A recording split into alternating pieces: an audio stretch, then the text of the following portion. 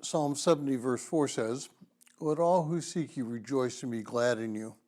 And let those who love your salvation say continually, let God be magnified."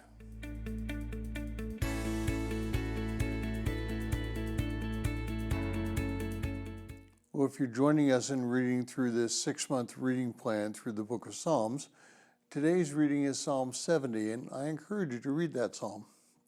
Well, today I'd like to concentrate on David's parenthesis found in verse 4. The 3 verses before it and the verse after it clearly ask God for protection and deliverance. But it is verse 4 in which David ascribes the characteristics that people display when they're seeking after God. So let's look at these characteristics. David makes a statement about what the particular characteristic is for those who seek God. He is asking that those who seek him will rejoice and be glad. Now, the word seek has some distinct meanings in Hebrew. It can also mean to possess, to discover, or to find. But in all cases, it points to a person having a relationship with that item or with God. And David is asking those who have that relationship have certain characteristics being given to them. The Septuagint, the Greek translation of the Hebrew Old Testament, which was done in 222 BC, translates the Hebrew word rejoice with the Greek word to jump or to leap with joy.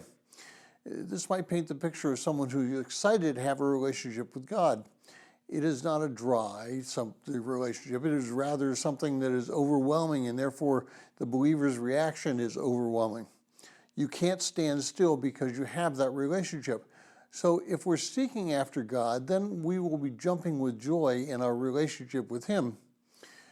The word glad carries with it the association of the heart. In other words, it's not just an emotion of joy, but rather it's a deeply settled feeling and an understanding of the meaning of the relationship. We can picture John the Baptist jumping in Elizabeth's womb when he heard the Virgin Mary's voice when she came through the door. This is the idea that David is attempting to present. And he continues to paint this picture by now showing that if you seek God, you're in love with God. And the word love there is the same love that God has for us. It's a pure love, the never-ending love, the desire to be with that person type of love. We who love God and God's salvation understand that it is God who needs to be magnified in our lives. Now, it's not just enough for us to attend a service or to read the scriptures or to be religious. We're to be excited about our relationship with God. We're to be overwhelmed with who we are in God.